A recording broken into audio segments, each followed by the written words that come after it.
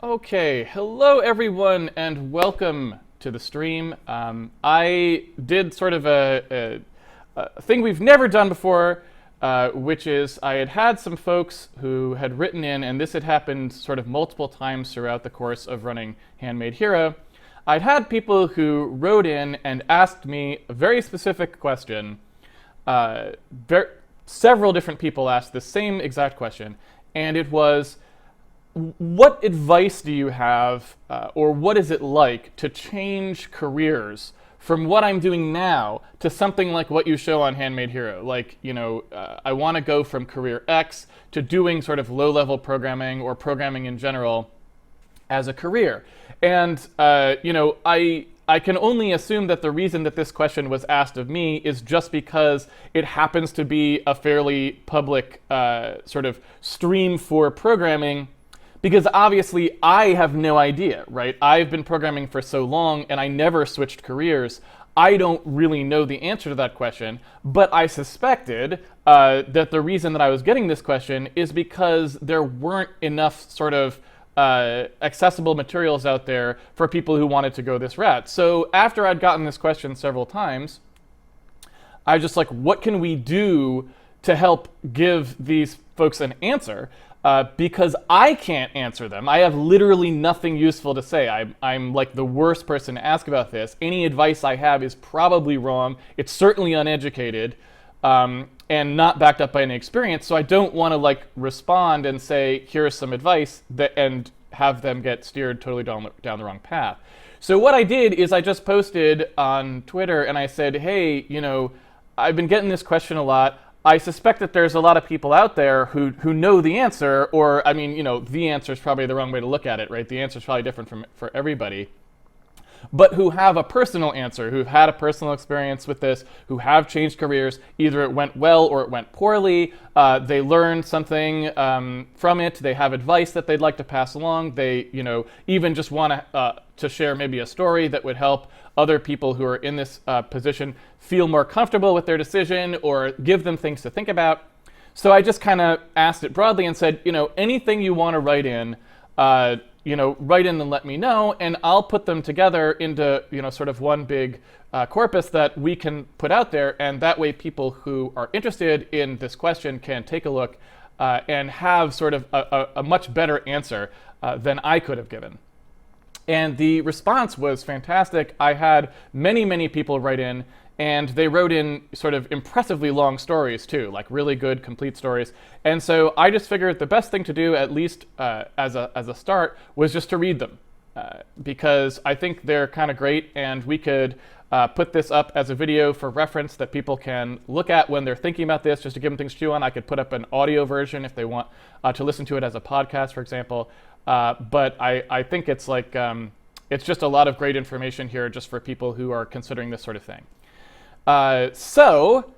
Without further ado, I would just like to say thank you very sincerely to everyone who took the time to write in, because none of this would be possible without so many kind folks taking the time to write it up. I know that it's nobody's favorite thing to take a bunch of time to write a bunch of stuff about their personal life. I mean, it takes time, and it's it's reflective and difficult, and so a very heartfelt thank you goes out to everyone who took the time to share with us. And if anyone who watches this would like to share similar stories, we can probably organize a good way to do that. I will try to post in the links to this on YouTube a reference where you can go ahead and discuss this more. So if you're someone who found out about this only after the video was already done, you could use that contact information to sort of get in touch and share your stories, and maybe we can kind of keep this going as things go. All right, so let's get started here. The first one I'm going to read is actually the last one I received. And I'm going to start off with it because it's someone I know. It's someone I've met in person. They came to our conference both times, actually. Regretfully, I didn't get a chance to talk with them this time, but the first conference I did. And this comes from Andrew Ostoff. And one of the things that when people wrote in, I said, let me know if you want this to be attributed to you or whether you'd like it to remain anonymous. And so I'll be giving the contact information for people who wanted to be attributed, and I'll just be saying anonymous for those who didn't. But this one comes from Andrew Ostoff, and he gave his contact information, Tiny Construct on Twitter. It's at TINYCONSTRUCT. Give him a follow or say hi if you like this story. And he says, hi everyone, my name is Andrew Ostoff. I'm 30 and I'll be graduating with a BS in computer science in the fall of 2017. When I was 7 or so, I started plunking around with some flavor of BASIC and experimented with a few languages and purpose-built engines as I got older. But living in rural pre-internet Minnesota definitely affected how much I learned. My parents knew how important computers were becoming, and we always owned a decent machine, so in many ways I was extremely lucky.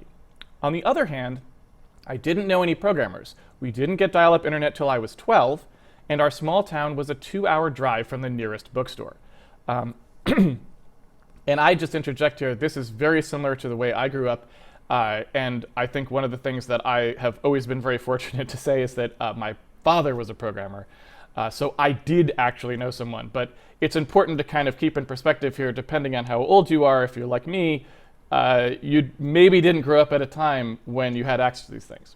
So anyway, Andrew continues, maybe worse, while I wasn't great at math and still wouldn't say I am, during my senior year of high school, a friend basically taught our class pre-calculus because a temporary teacher didn't understand the material, and that more or less describes how well organized our school's math department was. You're probably beginning to see why I think internet access and online resources are so important, to say nothing of communities that happily accept beginners. So I stayed away from serious programming for a few reasons and got a degree in journalism. To abbreviate that history, let's just say the era of, quote unquote, should our newspaper have a Twitter account, was not the best time to go into that field. And I don't know that it's gotten any better. After 4 years, I was a little burnt out and was ready to move when my now wife graduated from her master's program with a job offer.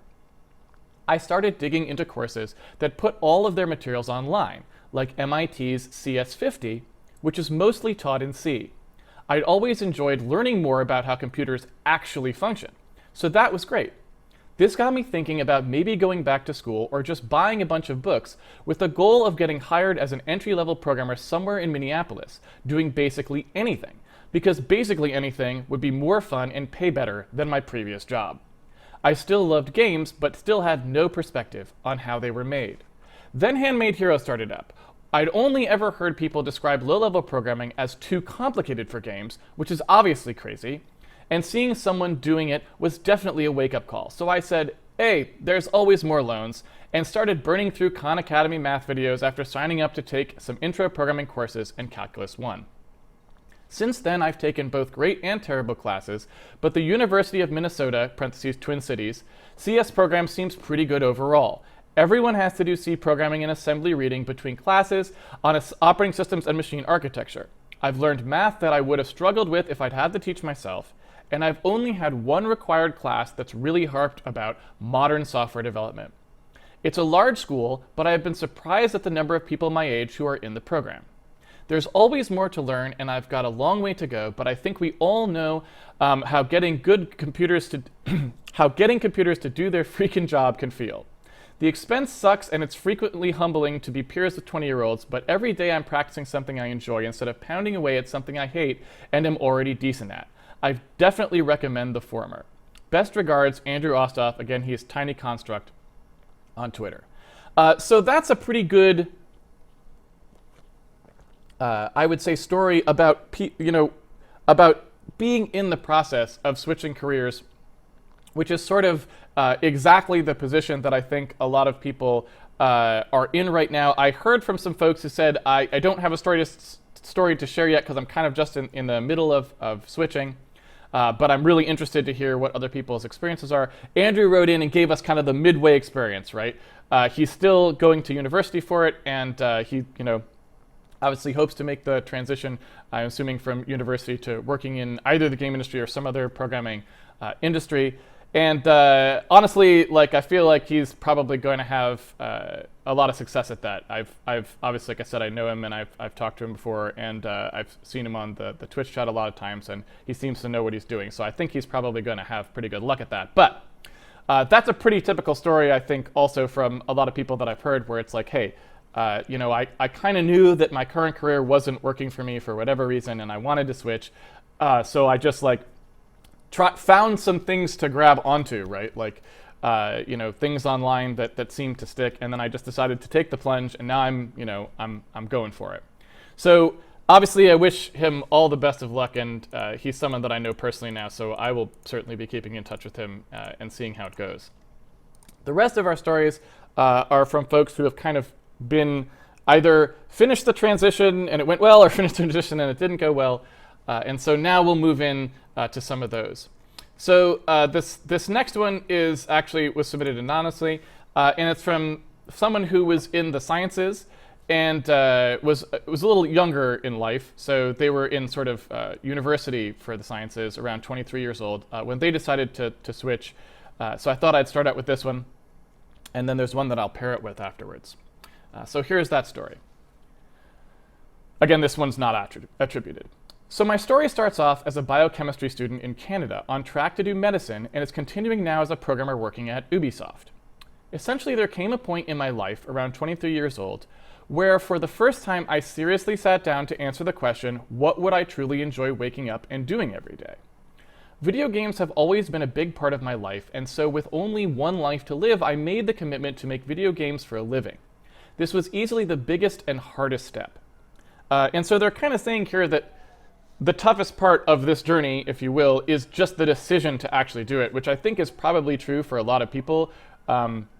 Because while everything is hard work in making a transition, deciding that you really want to do it is obviously something that takes a lot of courage as well as reflection, I think. Anyway, they continue. From here, it's easy. Once you know what you want, just add work. I knew where I was, I knew where I wanted to get to, so I asked the question, what are the exact things I need to do in order to get from here to there? And then I went out and did exactly those things. There's no magic here, just work. Every night after my day job and every weekend. So he listed these kind of in order. Number 1, for about 2 months I read the following books cover to cover. The C Programming Language 2nd Edition by Kernighan and Ritchie. This is the K&R-C book, for those of you who don't know it. Introduction to Algorithms by Corman, Layerson, Rivest, and Stein, or CLRS. And Operating System Concepts by Silberschatz, Galvin, and Gagne. Step 2, for 1 month. I trained for the coding interview by doing every question in the standard interview books. Every new grad programmer looking to get a job at Google, Facebook, etc. has done these. It was hugely important in gaining confidence, knowing I was on the right track, applying knowledge I had acquired from reading to mini problems, and identified my weak areas. And these books were Cracking the Code Interview, 4th edition, by Lockman, Elements of Programming Interviews by Aziz, Prakash, and Lee. And then he just had a website, which is projecteuler.net, projecteuler.net. Step 3, I did a mock coding interview with a Silicon Valley tech exec. Isolated from any software people, it was so great to finally step out of the dark and get real feedback from someone who had interviewed many, many programmers before. Was hugely important in feeling, and he says, feeling I couldn't compete. I'm not sure if he means I could compete or couldn't compete. I read this entry fairly carefully, and it sounds like maybe he did actually mean couldn't compete, because he kind of goes through, a failure and a success here in a minute. So you'll have to forgive the ambiguity there. I'm not sure. But anyway, step number 4, for 2 months, I applied to Google. Even my closest friends don't know this. I didn't get an offer, no excuses, no way to sugarcoat it. Failure really sucks, and it is humiliating. I kept the Google Visitor Pass on my wall for over a year to constantly remind me of that feeling. I reluctantly include this point for 4 reasons. First, after only a few months, the above training actually does prepare you very well for algorithm, OS, and computer architecture questions. Next, it does not help you answer software design questions. Next, doing these all-day on-site interviews is very different than sitting at your desk. Thinking and problem solving under pressure and time constraint is hard. And finally, when you fail, you still wake up the next day. Now, I would just like to interject here that I cannot agree more with what he just said. And I guess what I would say here is I I have been through a similar process, sort of. Like the first experience I ever had sort of with outside programmers was interviewing at Microsoft for an internship. And it is very, very different and very unnerving to be put in that situation. It's also where you kind of have these problems thrown at you. You're not used to this environment. You're not used to problem solving this way under pressure like that. It's also one of the reasons that I've very, very often loudly criticized on our stream this interview process in particular. Because not only do I think it's not a good interview process for experienced programmers, but I also think it's particularly off-putting and particularly difficult for novices. And I think that means you don't get a very fair picture of novices' actual ability. Now, like I said, this was an anonymous submitted story. I have no idea what this person's qualifications were at the time, and I'm not saying that they should or should not have gotten a job or anything like that, but I just want to underscore the fact that these interview processes that are very adversarial and sort of like pressure-oriented that a lot of tech companies do these days have never felt comfortable to me, and I do not like them. And so I want to really say, take to heart what that person said, that it's a very difficult and challenging experience. Definitely try to prepare as psychologically as you can for it. I apologize on behalf of our entire industry for these. It's certainly never an interview that I would ever consent to giving, but it is unfortunately reality at a lot of the entry-level positions that you will have to try for if you want to get into an industry. They unfortunately do things this way, and it is very stressful, and it is humiliating. It's set up to be humiliating if you fail, unfortunately. Perhaps not intentionally on the part of the companies, but it really is difficult. And so, yes, again, I am sorry for that. That's not. I really wish that was something that this industry would change. It's not the kind of interview I would ever be okay giving.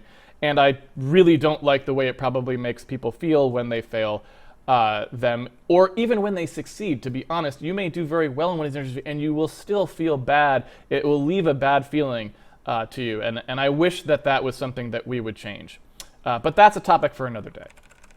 Continuing on. Step 5, I watched Handmade Hero. Everything I had learned to date was just a piece in the orchestra, OS concepts on percussion, algorithms, the brass, math on piano, and C played the strings. I like this analogy. Handmade Hero, however, was the maestro. It brought all these instruments together to try and teach me how to program. Watching a professional programmer think through each step, show the process, encounter problems, contemplate and rationalize solutions, all in a straightforward, no BS way, it has been an irreplaceable education. It also fast-tracked me down what I now perceive to be the right way to design software, a skill I was sorely missing. I'm confident in saying watching Handmade Hero was the single most important action I took, and it is the single biggest reason I managed to realize my original goal.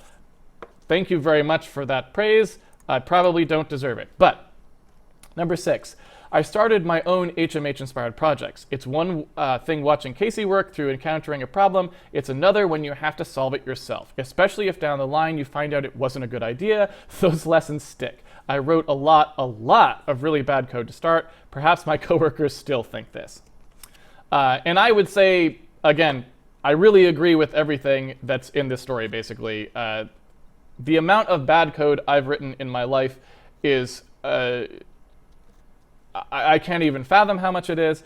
I still write bad code today on the road to good code, and the hope is always that you have enough time to get to good code. Sometimes you don't, and the bad code ships. But there is no substitute for writing a lot of bad code if you want to become a good coder. It's very analogous, I think, to almost every other sort of trade skill that I know of. You don't get to be a great artist without drawing a lot of really bad drawings. You don't get to be a great musician without playing a lot of horrible sounding notes from your instruments. And the same is true of code. You just don't get to be a good coder without writing a lot of really bad code. It's just the nature of it. And so I think that's really good advice to take to heart. Okay, finishing up this story, they say, that's it. Roughly a year after picking up KNRC, I interviewed and got a job doing gameplay programming at Ubisoft. Jumping into AAA development on large team sizes spread across the globe with massive 20-plus-year-old code bases is a totally different learning experience, and frankly, it has been hard. The biggest skill I've had to learn is how to sift through and read foreign code and try to understand different systems written by different people at different times, potentially on different projects. As a caveat, the type of programming, thinking, and problems encountered at larger companies is, from my limited experience, very different than you see on Handmade Hero. It's less about solving the actual problem. And I agree with this wholeheartedly. On Handmade Hero, I try to teach very sane, straightforward programming practices. A lot of times on a lot of projects, you will not have that, fortunate experience. A lot of times things get very overcomplicated, very overweight, very large and unwieldy, and that is something that I don't think really anything can prepare you for other than just having to do it. It's unfortunate. It's not very satisfying, too, to have to wade into things like that, but the truth is that no matter where you go, Ubisoft, not being some kind of exception to this, but rather the rule, everywhere you go, the code bases are what has been able to work and what's been able to manage, and it is often the times that they are not going to be perfect, clean gems of wonder. They're just going to be very large and very unwieldy a lot of the times, and it is our job as software engineers to figure out how to make them better every day, and that's just the truth, right? So that's how it goes.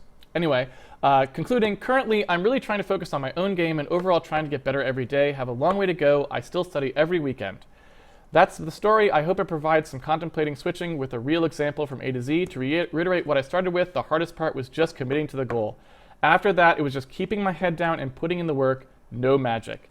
Other recommended books, they just, as the final thing they said, Linkers and Loaders by Jay Levine and Linear Algebra Done Right by Axler. So there you go. That's a really good success story, too. I suspect a lot of people would be pretty happy to get their first job at some place as prominent as Ubisoft. Obviously makes a lot of games, Assassin's Creed, for example, Watch Dogs, etc., that are pretty famous. So congratulations on such a successful transition, and I hope you continue to have a fulfilling career in the game industry. Yeah. And thanks so much for sharing your story. Now let's move to somebody who also started in the sciences. Remember that last story was starting in the sciences university. Let's look at a fellow who switched from the sciences at a later time. So this one comes from Eric Pertu. On Twitter, they are ERIKPERTTU. And they're it in with this story. I have always used computers in one way or another, mostly due to me being very much into playing games. We got our first computer in our household in the early 90s. If I remember correctly, it was an Intel i46SX 25 megahertz with 2 or 4 megabytes of RAM and a 120 megabyte hard drive. This was not my first computer. This was not the first computer we had in our home, though. Due to my dad's line of work, occasionally we would have a Toshiba T3100 that he would bring home, and on that one, he had Tetris. Most of my early computer years was spent playing games. It was my dad who introduced me to Wolfenstein 3D. He mentioned that on the computer at his work, there was a game where you would go around with a gun and shoot Nazis. The way he described it to me really piqued my interest. Whatever this game he was talking about was, I had to get in on that. It sounded amazing. After I had played that game on his work computer, I somehow got a hold of the shareware version of Wolf 3D and could play it at the computer at home. I started to subscribe to gaming magazines, and you would get a shareware disc every month with new games on it. Fast forward a couple of years, at around 1994, we got internet, which at the time was very early for the part of Sweden where I grew up. That's the first time I tried online gaming, which was something new to me. After high school in the early 2000s, I started studying for my engineering degree in college. Looking back now, I probably should have went with a computer science degree. I looked at the computer science programs, but they seemed to be so difficult because of the math involved. Which is actually kind of a surprising statement, if I may interject for a second. I am surprised to hear that an engineering degree has less stringent math requirements than a computer science degree, but I never went to university, so I guess I don't know. I always thought of engineering, general mechanical engineering or stuff like that, as having sort of more rigorous math demands, but then again, that's sort of looking more at just what I thought university in the US would have. Certainly I don't know about what universities in Sweden would have, and also I don't know for sure because I never went. So anyway, I looked at the computer science programs, but they seemed to be so difficult because of the math involved. In engineering, there was math and physics, but there were also a lot of other classes that did not involve so much logical thinking. I had struggled with math for most of my life and did not think that I would be able to finish all of the math logical type thinking classes that were necessary for a computer science degree. Okay, first engineering job. I finished college in late 2006 and got my first engineering job in 2007.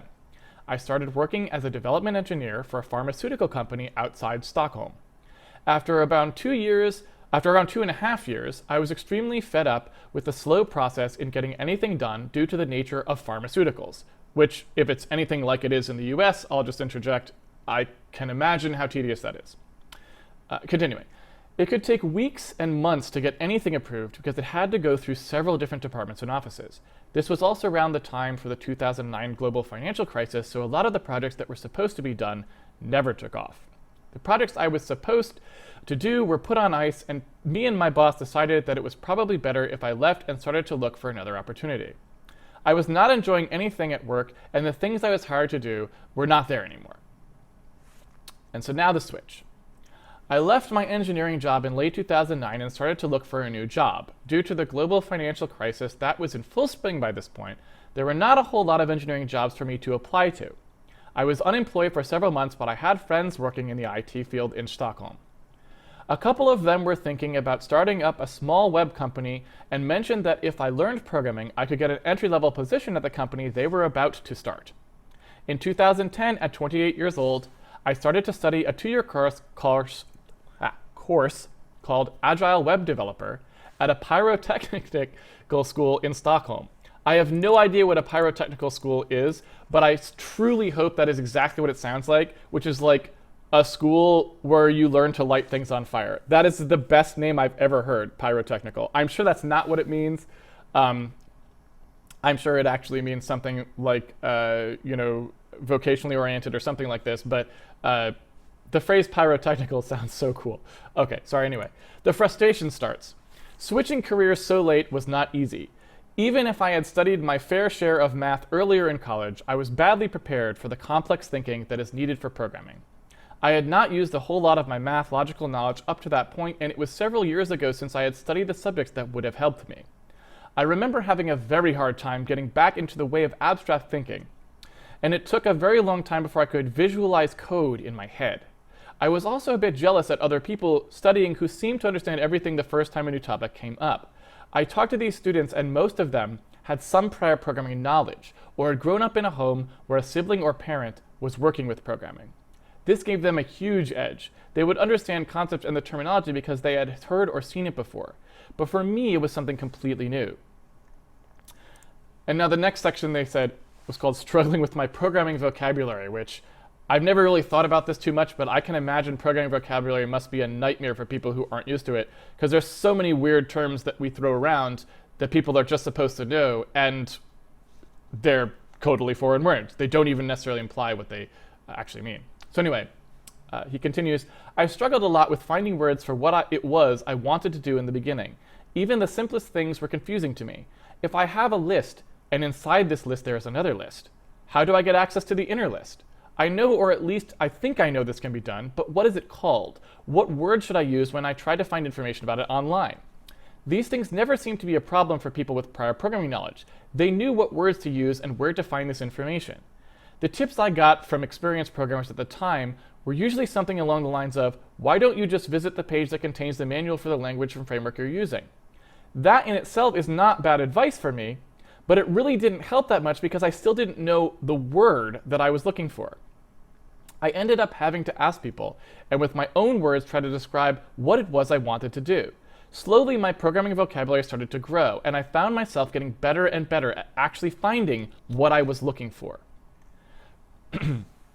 Now here's a section on resources that helped.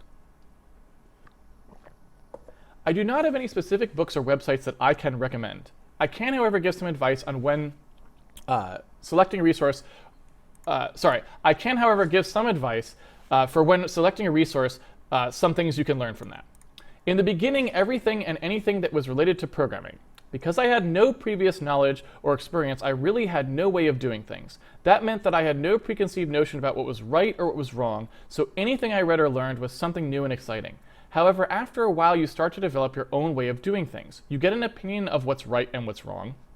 And if you have friends that work as programmers, you will take a lot of their opinions as facts. I personally do not see that as a problem when you are learning something new, but you will also have to start researching a bit on your own. Not just accept everything everyone says, and as soon as you do not understand a concept or a word, look it up and read about it.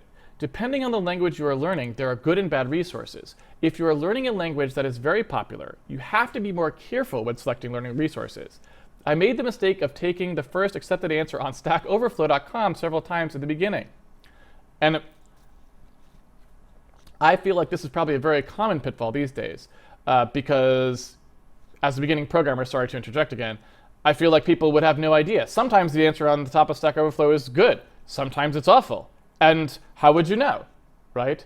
All you know is there's something that looks like an authoritative resource, and here it is. You don't have any way to evaluate whether you think it might be right or wrong. Experts in the field don't necessarily do a very good job of policing these things, not to mention the fact that there's arguments among experts about what is or is not right ways of doing things. So that can be very daunting, I would imagine, for someone just trying to learn. Anyway, continuing. And sadly, I started doing things in a bad, sloppy way. I later noticed that I would also have to check the date on the answer to see if it was still relevant. An answer from 2 years ago might not be the correct way for you to do things today. Before anyone decides to start reading a book about programming, start by checking the reviews for the book to see if it is a good resource. There are so many books out there today, and not all of them should be read or recommended. Is the book up to date? If it's about a framework, make sure it's about the version you will actually be using. Is the book aimed at your skill level? There are plenty of programming books, and they usually say what skill level they expect you to have before you start reading it. I hope my story will have given people some information about some of the problems and solutions they will run into. And again, that's from Eric Pertu, ERIKPERTTU on Twitter. Thanks very much for writing in. Now let's move on to somebody who switched from a totally non-technical field. I guess that's not entirely true these days because almost every field has technical aspects to it. If you are an artist or a musician or a school teacher or anything that might sound non-technical, if it was 50 years ago, honestly, there's techs all over the place. So to the degree to which it is technical probably actually has a lot to do with the particular place that you're doing that thing or the particular variant of that thing that you're doing. So when I say non-technical, I don't really mean non-technical. I suppose I just mean not a field which is specifically engineering, let's say. So this comes from Christian Floysand. This is, you can find them on Twitter at CFLOISAND. And they write in, "Hello, Casey. Here is my experience in switching careers into software engineering later in life. My experience with going into software development as a professional later in life is somewhat unique because I started programming quite early in high school and even got a computer science degree in university. I wanted to make games with a couple of good friends of mine, and we did. One of my friends was a good artist, but we had no one to tackle audio. I had always had an interest in music, so I took it upon myself to be the audio guy. Long story short, I became very excited about writing music for games and film as a career. And so I stayed in university for another 6 years to take bachelor's and master's degrees in music. The following 2 years were spent trying to get jobs as a composer and sound designer for indie films and games with mixed success. One thing that became clear as I pursued game jobs was the importance of audio implementation when it comes to game audio. This revelation brought me back to my roots as a programmer. And to be perfectly honest, the realization that I had always been a better programmer than a composer. My first order of business was picking up the audio programming book by Boulanger and Lazzarini. The book even contained a short primer, or refresher in my case, on C, and I was amazed at how fast I was able to recall so many things from my programming days, which was now about 8 years past. Crucial to me getting back up to speed on programming was just driving in and writing things. In this case, it was audio plugins, and I wasted no time in writing a handful of plugins in both BST, which is for Steinberg, and AU, which is for Apple, formats. But no less important were the many online resources and communities that I sought help from when I needed it, including forums on DSP plugin development, websites, blogs, and published papers. It was a big boost to my confidence and satisfaction to build projects from the ground up that I could then release, however small they were at first. Furthermore, I stayed away from any third-party framework used to build plugins like JUCE, SynthEdit, JPlug, etc. And I firmly believe that this is an important part of learning. Where those libraries may have had a place, building all my projects from scratch really helped me learn the fundamentals of interacting with an SDK, such as VST and AU, at a lower level and sharpening my debugging and troubleshooting skills. And I would just jump in here and interject and say that is absolutely one of the core principles on Handmade Hero as well, is that it's not so much that libraries and frameworks and these sorts of things are bad. They may be very useful to you and they may be an important part of your job. It's more that it's very important to learn the fundamentals, and if the fundamentals are already always being taken care of for you by one of these frameworks or libraries, then you never get a chance to learn them. And so I think it's really important in any programmer's career at some point to take it upon themselves to do some low-level work, if for no other reason than educational, right? It doesn't have to be huge, but just something. I think it makes a huge difference in your skill level as a programmer to gain that understanding. All right, sorry for the interruption.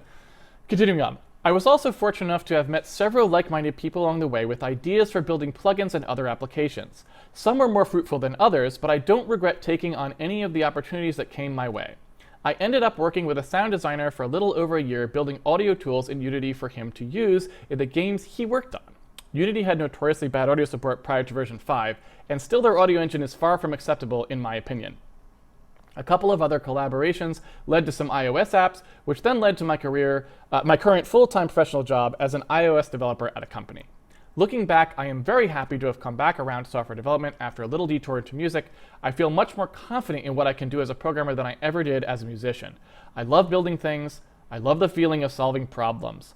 One of the more daunting things I found facing me when I got back into software development was the sheer vastness of resources and options, so it really helped to focus on something specific that I enjoyed and found very interesting, and that kept me engaged through the relearning process.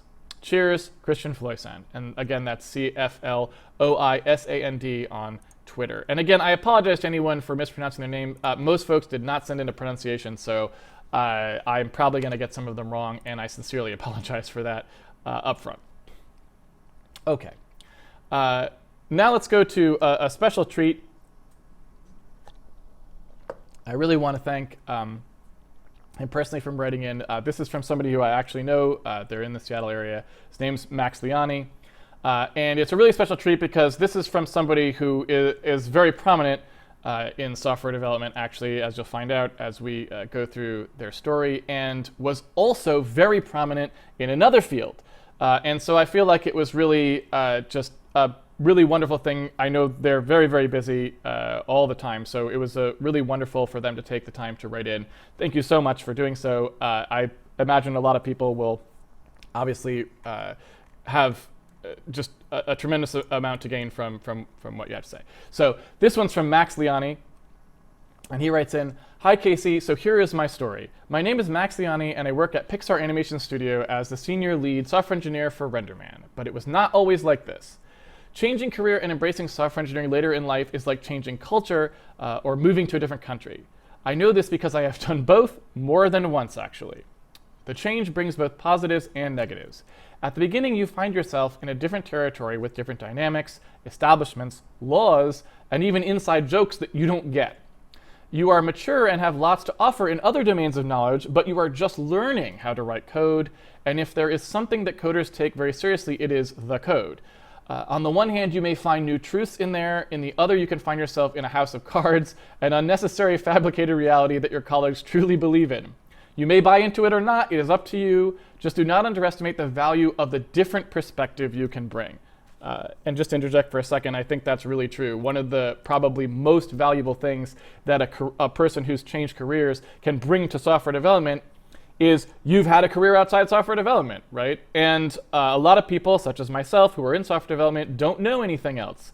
And we don't have that kind of perspective that people from outside can bring. And that can be extraordinarily valuable to a team or to the industry in general when someone decides who did something else for a living to come in and sort of bring that perspective. So it is truly valuable advice, I think, to not let that get lost. Programmers can be very abrasive. Obviously, we can be not the nicest people that may just kind of go with the territory sometimes.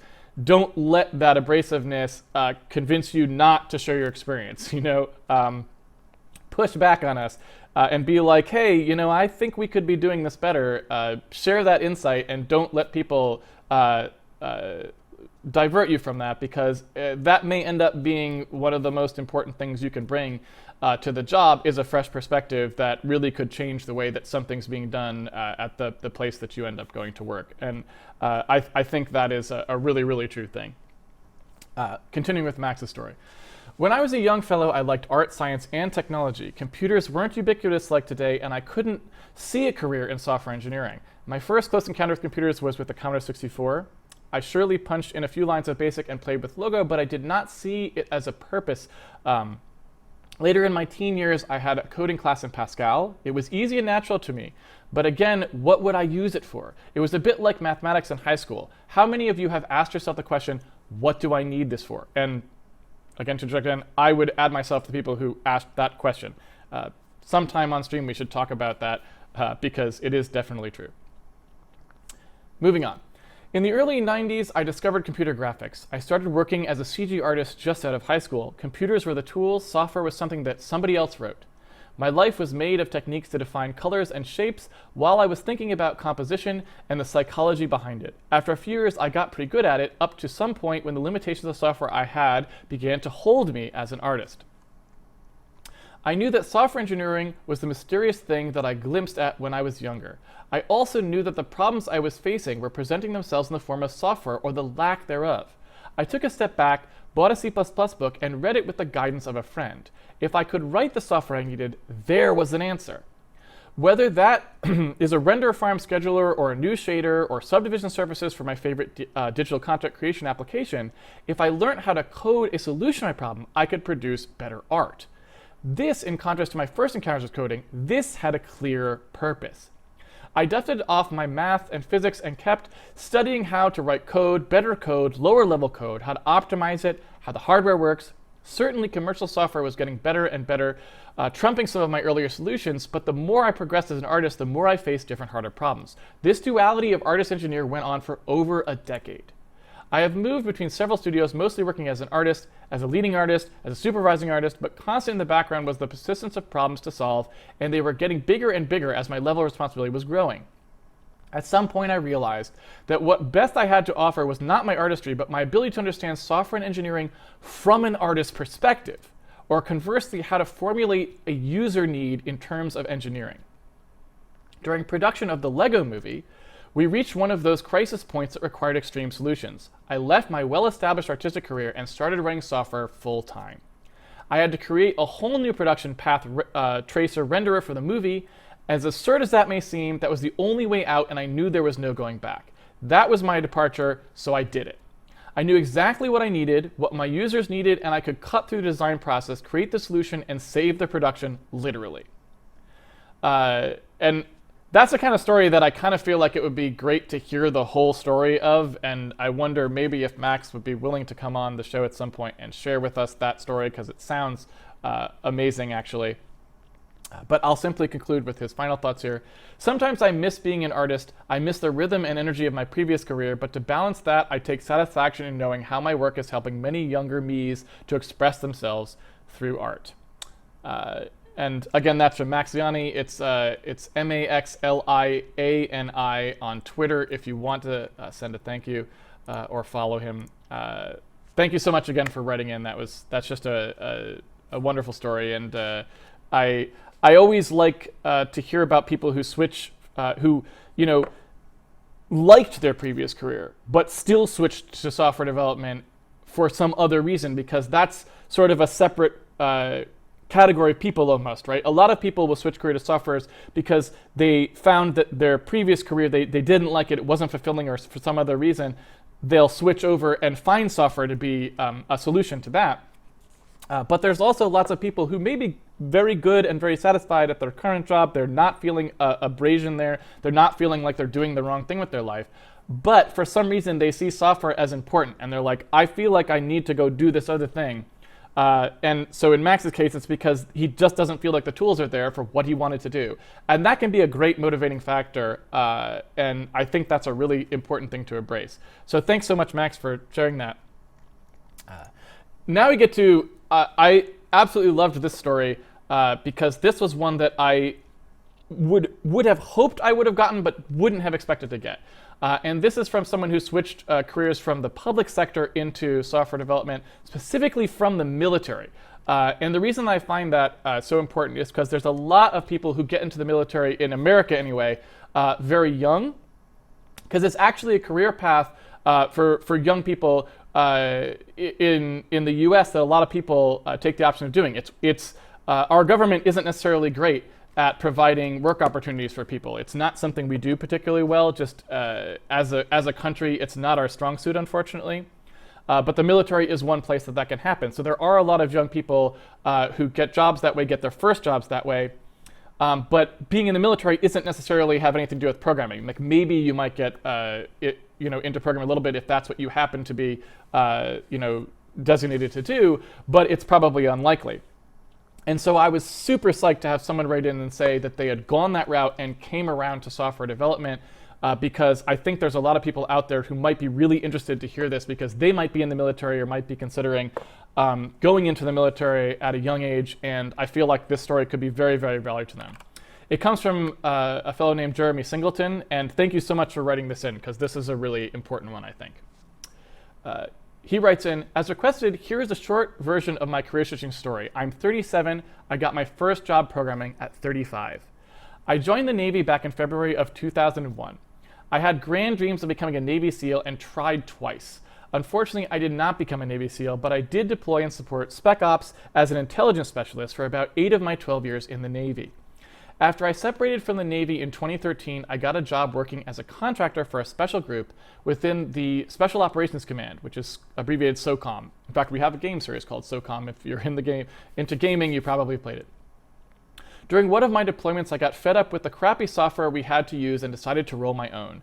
This turned out to set a fire under my ass that I couldn't put out.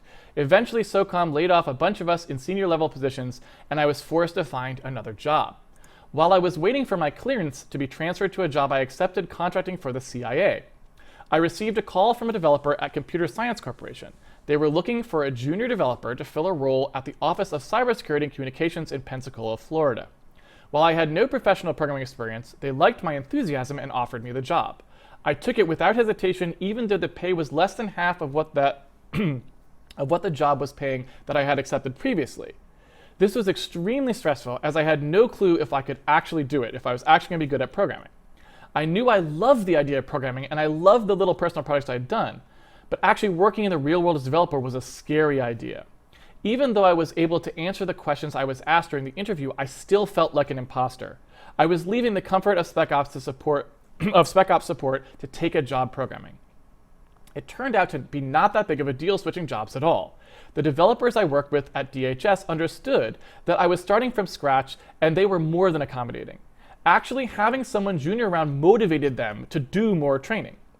I did make sure I took specific steps to not get in their way and to give them reasons to trust me with certain projects. I always made sure that I did my own research first before asking one of them for help. And when I did ask for help, I made sure to explain the problem as I understood it and what research I'd done up to that point. Nothing is worse than a douchebag that asks for help without trying to solve a problem first. That's pretty much it. I'm now working my second job in the industry and couldn't be happier. Well, I could be happier if I was creating games for a living, but not everyone gets their dream job right away. And so that one's again from Jeremy Singleton. If he would like a job in the game industry, so I will say anyone out there listening who's got a position open, if you're interested, if you need his contact information, let me know. And hey, if you happen to be someone who works on like a military shooter title, it might be nice to have somebody who was actually in SOCOM and did intelligence support as one of your programmers on the team. That's what I'd say about that. All right, so thank you very much again, Jeremy, for writing that one in. I really appreciate it because that's, I think, a segment of sort of the career world that I was not expecting to get any stories from, and I really was kind of hoping that we would, and the fact that you wrote one in was awesome, and I think that's going to be really helpful for people. Now let's move on to one that's way outside tech, because I think these are kind of interesting stories from people who, sort of the ones we had before, a lot of them were kind of still inside the tech window to a certain degree, right, or had sort of brushed with tech. And so I kind of wanted to move on now to ones that are very far from that as a starting point and kind of end up in tech in the end. So let's go through some of those just to see what they end up looking like. This is, I don't, again, know how to pronounce the names all the time, so again, I apologize. This is from Curtis Pop, or Poppy, I'm not sure how to pronounce it, but on Twitter it's CJPOPPE. So if you want to give him a shout out or give him a follow, that's where to look. And they wrote in, "Hey Casey, sorry it took a couple days to write you. I wanted to make sure I took the time to give this the thought it deserves. I'm sorry for the novel that follows. Thank you for taking the time to read these responses and looking for experiences outside your own. That's a kindness which seems to be rarely seen these days. For the last 7 years, I had worked at the same restaurant chain and was growing increasingly unhappy. I was one of those people who didn't know what I wanted to do coming out of high school, and after a few unfulfilling years going to college for a pre-med degree, I dropped out. I ended up working for this restaurant chain, and like in my other careers, I advanced quickly and repeatedly. Unfortunately, this meant moving further and further away from family and more hours in a given week with no additional compensation than I felt comfortable with. An average work week for me for the last 2 years I was there was about 70 hours, with many closer to 90, and at a salary designed for 50. Nonetheless, I was too comfortable with my living situation to up and leave to find something more agreeable to me, and so I enrolled in a tech school program for web analysis programming. It was one of the few that I could find and take fully online, which was necessary to work into my schedule. Needless to say, even at a few classes a semester, the time it took in addition to my regular work schedule was quite the investment. I know it's not easy to switch careers, especially into a specialized field like software development. I thought I would be able to show my continued excellence in the field I was in, my ability to work closely with and lead a team, and my commitment and dedication toward getting my degree, even with the hours it required, as evidence of my value to an organization, but I was wrong. I live in Wisconsin, and as I've said, a priority for me was to move a bit closer to my family. I know it's not the next Silicon Valley or anything, but other than a few local companies that left the majority of my search in the Twin Cities or Eau Claire, Wisconsin. I began putting out applications about a year ago. At this time, I probably averaged 5 a week, all with customized cover letters and as much research as possible into the values and culture of the company to see if and where I could be a good fit. During this time, I wasn't even able to get an interview. To this day, I never saw a job posting looking for entry-level developers in my area. Internships were the closest I had seen, and between having recently graduated and not being able to take the quality of life hit it would require, I was unwilling to apply for such positions. In March, I finally decided to leave the position I was at and dedicate myself full-time to further building my already serviceable portfolio and job hunting. From that point on, I began putting out at least 15 resumes per week. I was only called back for 2 interviews, and one can probably be attributed to kind words from a friend of a friend. That one was in person and went well. It was for a small contractor in La Crosse. I was told and heard later that I was a very strong candidate, but given they were in crunch time, they felt I lacked experience and needed someone who could hit the ground running. The second was a phone interview, and honestly, I'm pretty glad I didn't get it. I don't recall the interviewer's title, but he was the leader of the software development team, and one of his first questions was about how many lines of code the largest program I'd written was. Measuring code quality in lines is a big red flag, but I've worked on some big projects, so I didn't think it would affect the outcome negatively. When I told him about my GitHub profile and the projects I had on there at the time, he had never heard of Git, GitHub, or version control. Another red flag. I never heard back. Every other resume or application I turned in, I either never heard back from or received what amounted to an automatically generated email thanking me for applying, but telling me I was rejected because they were looking for someone with more experience. Unfortunately, I don't have any connections in the industry, and in my experience, not having 3 to 5 years of experience doesn't get you in the door in my area.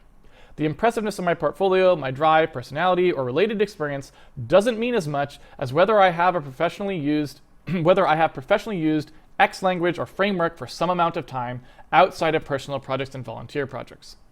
I took a job that I'm happier with in early October, but it's still not the one I would have wished for. I'm pleased with the company, though maybe someday a door will open for them into their IT department and another opportunity will come along. I'm not sure if I can think of any other information to offer, and it's a bit rambly, so I apologize for that, but thank you again for your time, and I wish I could offer you a more positive experience. Sincerely, Curtis Pop. I would actually say that hearing negative experiences is actually really good. I'm of course sad to hear that you didn't end up getting yet the job that you actually want doing programming, and I hope that someday you actually will. But I think hearing negative experiences is actually really important for people because I suspect that a lot of people's first experiences are negative. I'm guessing that these days, especially like you said, if you're in an area that doesn't have a lot of tech jobs, if you're in Silicon Valley, there's so many tech jobs, right? People have to hire for these jobs. There's just a lot more pressure to get people in the door. They may be more willing to accept novices, right? But in places where there are very few tech jobs, I feel like it becomes a lot more difficult to find those entry-level positions. They're probably much, much more difficult to come by, would be my guess. I don't really know, again. My experience is very out of date. I'm too old at this point to know much about that. But I shouldn't say too old, because, hey, if I was switching careers right now, I wouldn't be too old to be experiencing exactly this. I mean, I'm too long in the tooth in this industry to have sort of a perspective on what it's like to get into it, because when I got into it, it was very different than it was now.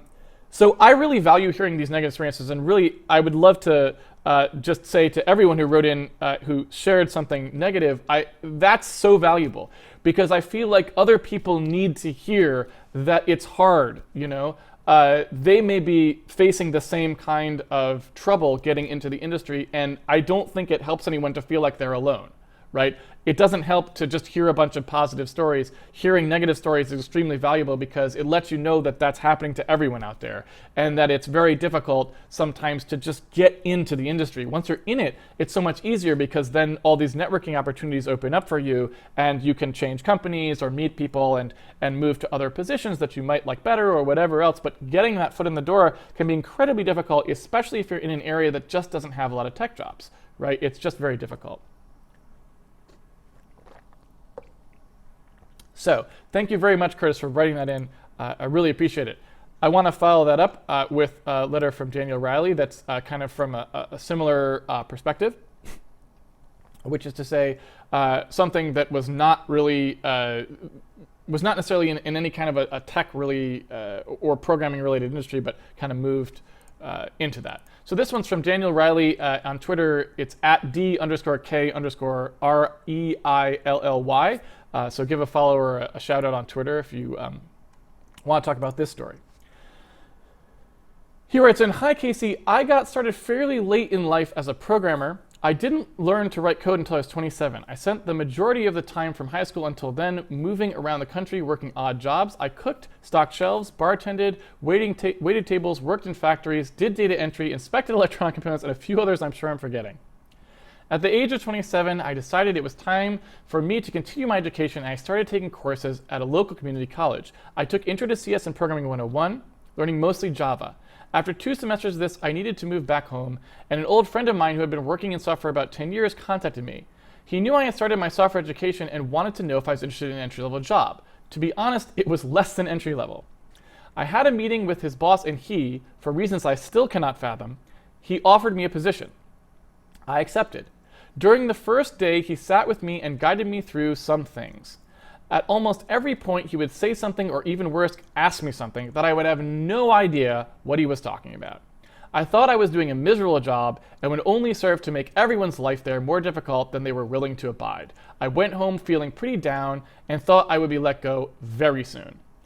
After I shook off the dread I was feeling, I decided to work nonstop to become the most valuable member of the team I could possibly be. I read every book I could find, took every online course I could, and asked every dumb question under the sun. To my astonishment, my coworkers continued to work with me and mentor me. It turns out they just wanted someone who cared and was willing to work hard and learn, which is something I continue to try to do to this day. It's been 7 years since then, and I can't imagine what my life would be like without this incredible opportunity. I never made it back to college after taking that first job. Some might find formal education worked great for them, but I found hands-on experience was best for me. My advice to other people in that situation is to accept that you are learning things much later than others and that it does not matter. Ask questions after you've exhausted other resources like Google or books.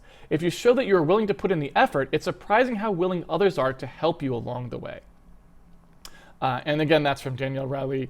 I apologize, guys, I don't know how to pronounce these names correctly, but that's D_K_Riley on Twitter. All right, thank you so much for writing that in. I think that it's also good to hear, like I was saying, about from people who feel like they're not going to be able to do the job, or that they just don't know what they're doing when they go in there, but then it turns out that they totally can, right? Because we've actually talked about the whole imposter syndrome thing on on Handmade Hero a bunch of times, and like I feel like it's important to internalize the fact that everyone thinks they're not good enough, right? Like it's very few people who are so brash and confident that they're just going to be like, no, I'm awesome at this, right? Like everyone is just like, wow, this is really hard. And especially when they're first starting out, even if they sound confident, that may just be a front, right? I know that certainly when I was younger and getting into it, I always tried to sound much more confident. In fact, these days I sound a lot less confident because I feel like I don't have to appear more knowledgeable than I am. I feel like it's okay to just ask questions and be like, wait, what? I didn't understand what you say there, right? Because I feel like I don't have to prove myself in that way anymore. But when you're first starting out, you know, it can be really tough. And you know that you don't know a lot of the stuff that you need to know. And you may have a mistaken impression that everyone else does, even though they really oftentimes don't know that much either. You know, a lot of us who've been working in this many, many years may not know a bunch of things that we really should know. You know, it's a vast field, and it's difficult to remember everything or to be aware of all of the changes in it. And so, yeah, it's really good to hear from people who just drive home the point that, like, when you start out, it's going to feel really uncomfortable. You're going to feel like you don't know anything. That's where everyone was. And honestly, it never really goes away that much. There's always going to be people out there who know more than you about whatever particular thing it is.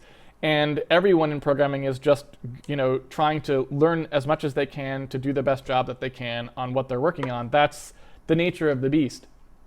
It's not like a very well-defined thing like riding a bicycle where you just learn to do it and then you can do it. It's this constant process of getting better and this constant process of there being new things involved. So thank you so much for writing in. Let's now move to someone who switched over from mathematics, which I think is pretty interesting because it's, again, it's sort of a related field, but very, very different in terms of what you might be doing for a living. And this one comes from Vittorio Patriarca. I'm sure I'm not pronouncing that right either, but on Twitter, it's at VICTPATRIARCA. So give a shout out there for this story.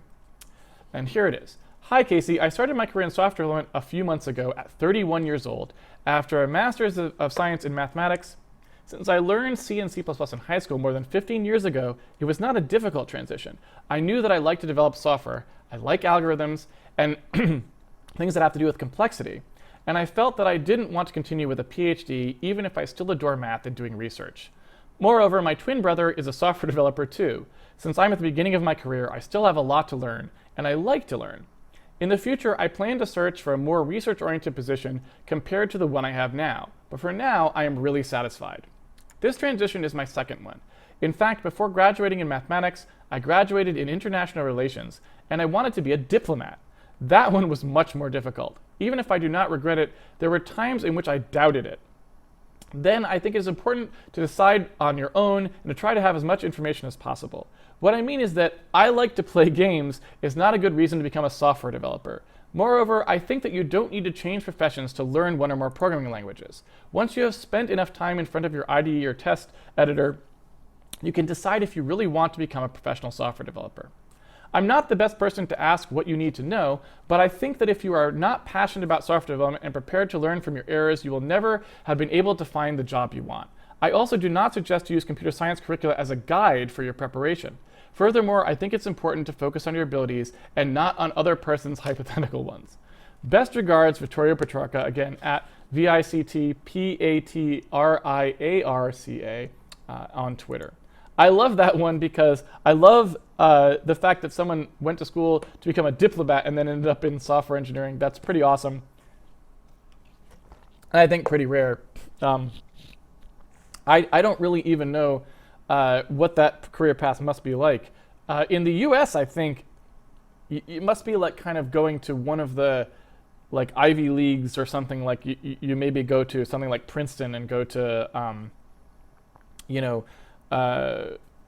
one of their special schools for politics or something like that. I'm guessing is something like this, which is really far away from software as a thing. So anyway, thank you so much for writing in and sharing that one. I'm trying to give me one quick second. I want to see where we are because I want to break about halfway in. I was going to break into two parts, so I think, yeah, okay. So I've got about two more to do here. I'm going to do these two, or maybe three before stopping. Okay.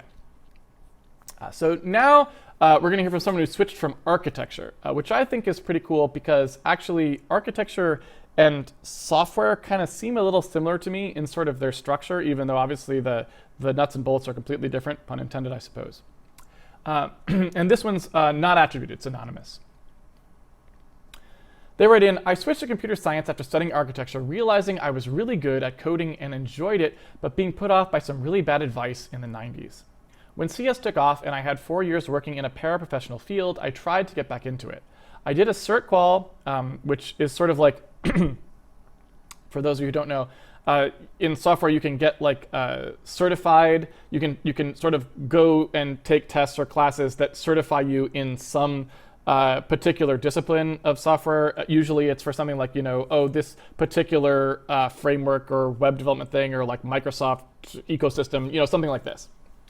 I did a cert qual and had done some coding on my home computer but struggled to get work. Went back to uni doing nights in a call center while studying. It was unbelievably hard compared to the first time I went to uni in my teens. And I can imagine how hard that must be working at a call center while doing college. It's hard enough to do college. Yeah, that sounds rough. I came out with great grades, a uni CS job, and my fresh degree, but again struggled to get a job. I took one with $5,000 pay cut and a short probation period. After a month, they made up the $5,000 and lifted the probation. 3 years later, I was team lead.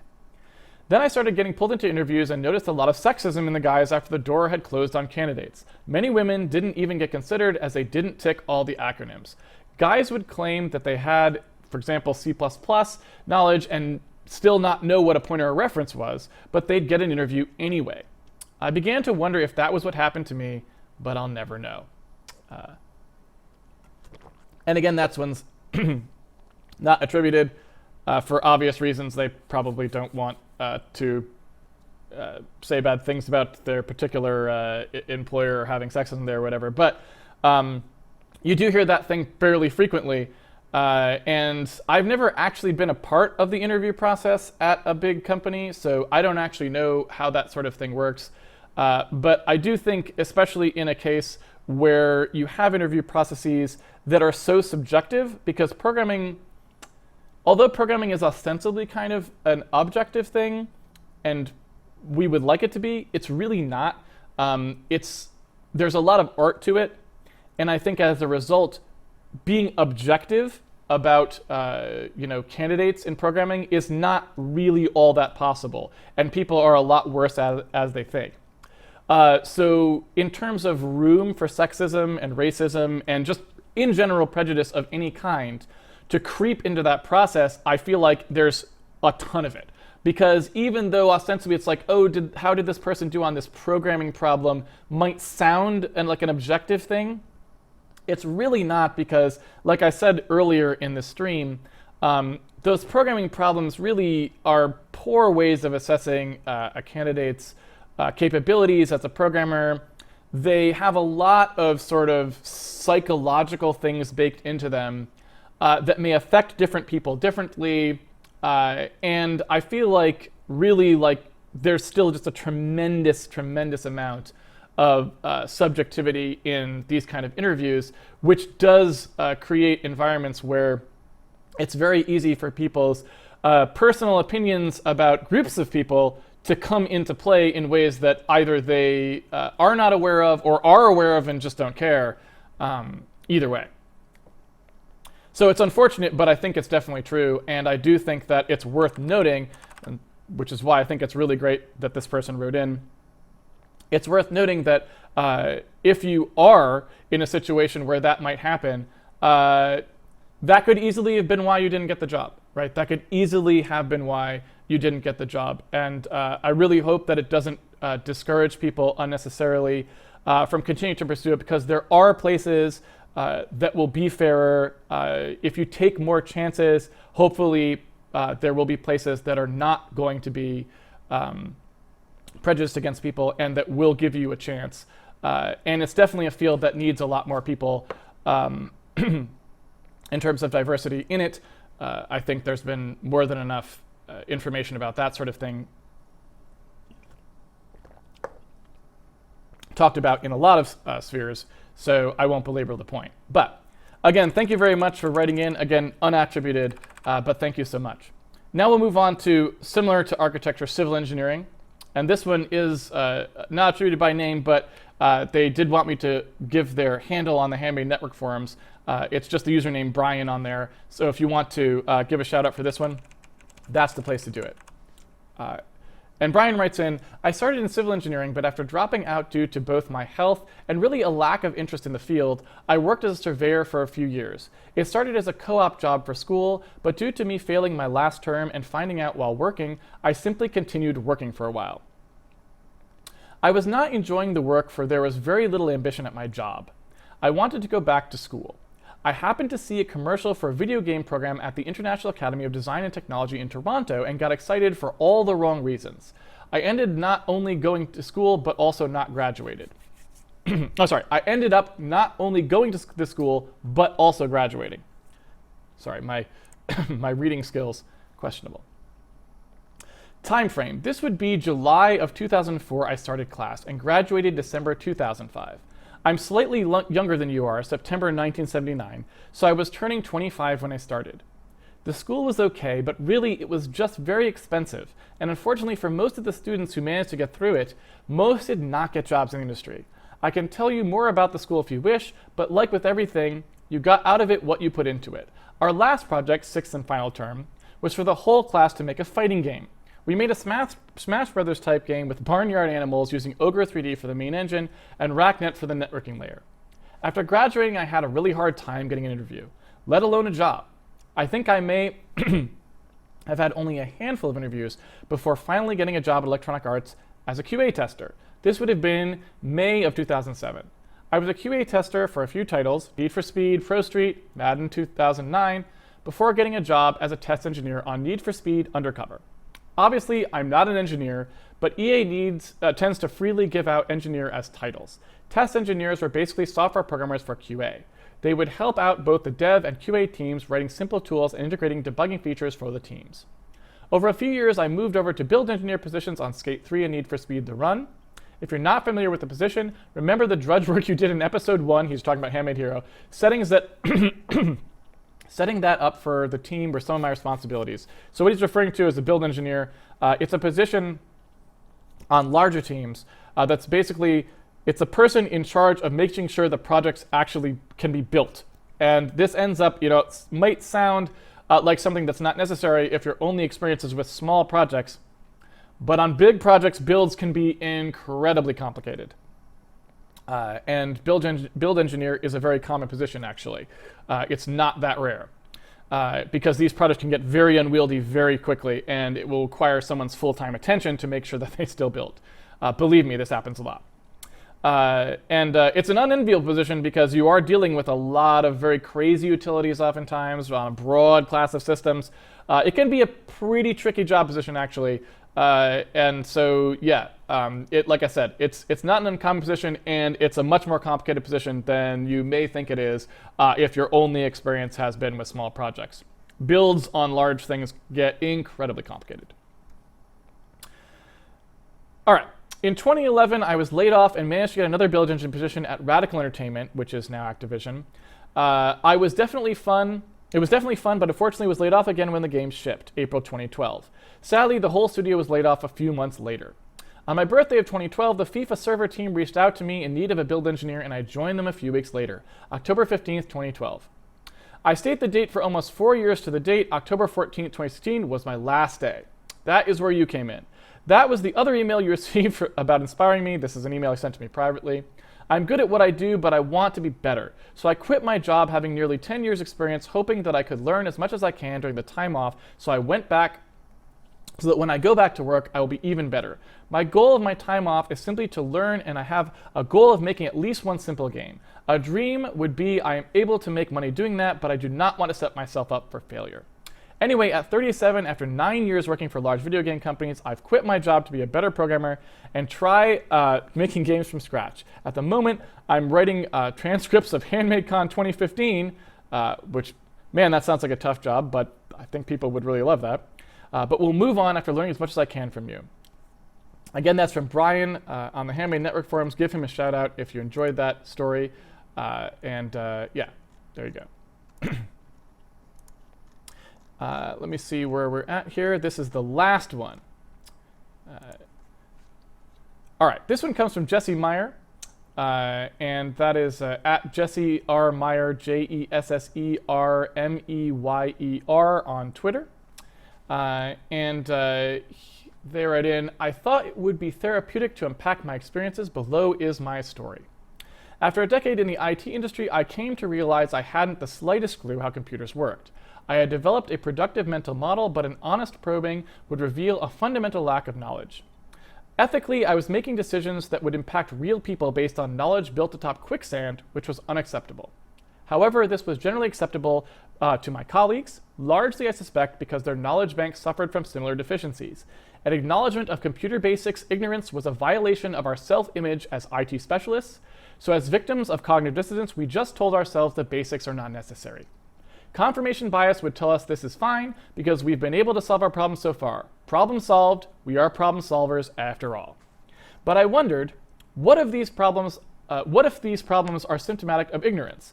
How could we detect fundamental problems if we did not know the fundamentals? Have we been living with deep problems under our nose, defying detection by unintentional acclamation? Just because we are not sensitive to them, does that mean they are not there? Something was off. I decided to address what I could, myself.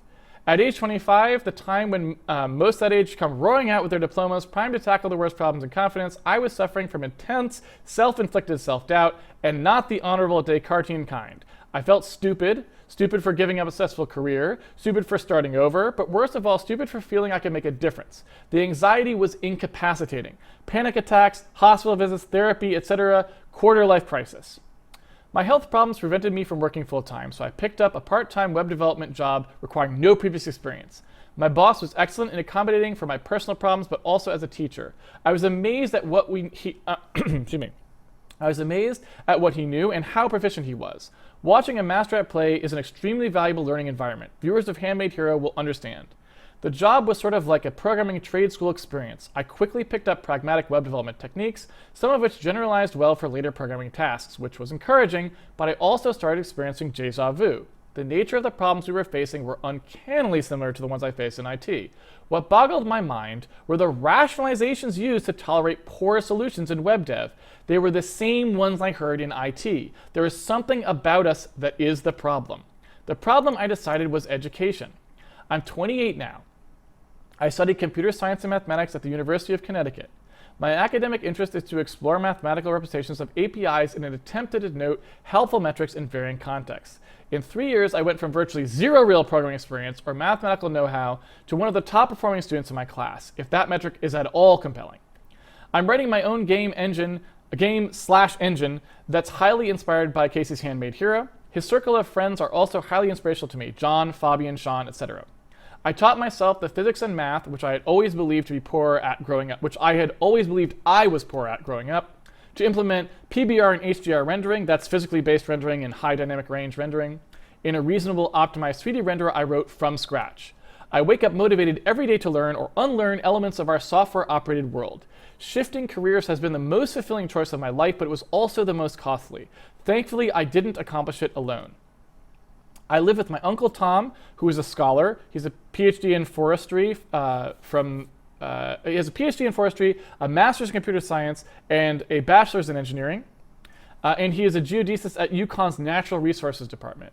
When he heard of my desire to reform my foundations, he took me in as a mentee. There is no doubt that without mentorship, I would not have been able to unwind from my anxiety-ridden doubt, a real case of being wrapped around the axle, as smoothly as I had, which ultimately turned into a source of rejuvenation.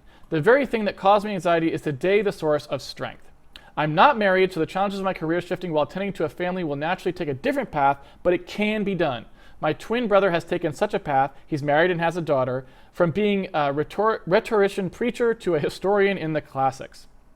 And again, that's from Jesse Meyer. That's Jesse R. Meyer, Jessermeyer, on Twitter. Again, thank you so much for writing in. That I will say, I am very interested in the fact that you are dedicating academic time to studying API design. I would love to hear more about what you find when you start researching that. I feel like API design is an extremely important research topic that very few people are actually tackling, and it is fascinating to hear about someone who not only is tackling that, but tackling that after switching careers later in life. That is really inspiring, and I'm really interested to see what happens in your newly chosen field. That sounds really interesting. Thank you so much for writing in. Now I've come to the end of the ones that I'm going to read on this session, which is not to say that it's the end of the ones I actually have. I actually have two others that I would like to go over, but they were very, very long. So what I'd like to do is stop here for this session. And next week, I'd like to do a second video with these other ones in it. And then I'll have also a little discussion sort of as a coda to it where I'll talk about some of the themes in here. But thank you so much for joining me for this special edition of the stream. It's been a pleasure reading all of these stories and hearing from so many folks who took the time to write in and share very personal details of their life, their successes, their failures, how they were feeling. I know that's a very difficult thing to do, and to put yourself out there like that, but I feel like it was incredibly valuable for people. There are a lot of folks who will be following in all of your footsteps, and I think it will make a really big difference for them to hear about how other people fared and what their experiences were like and how it was emotionally. I think will make a tremendous difference for people, as well as all of the advice that was in here. Lots of good things for people to think about in terms of like what the resources were they turned to, how important it was to have mentors, where their first jobs were. All of these sorts of things could be really valuable to someone. So again, thanks to everyone who wrote in. It's been tremendously educational for me, and I think will be very, very valuable for other people to hear these stories. I will be back again next week with another stream where we'll finish up the material that folks have written in, and also sort of have a discussion about it. And I will also probably try to create a special forum area, again, that I'll link at the bottom of these videos when we post them. That's where people can go to engage with this more. If you're someone who's interested in switching careers into software, like the folks who have been in these stories, that way there'll be somewhere to go where you can continue the discussion or share your story for someone who's already done it and would like to share with other people. So again, thank you so much to everyone. It's been really educational for me hearing from everyone about this, and it's been a real pleasure. Thank you so much. And I wish everyone continued success who has found a new career in software development after switching. And for those of you who found it harder or haven't had success yet, I sincerely hope that you do find success and that you get a position that you're happy with and where you can start to see if this is a career that you really enjoy. Thanks everyone for joining me, and I will see you guys all next week where we'll talk about some more of these stories. Thanks so much, and have a good week.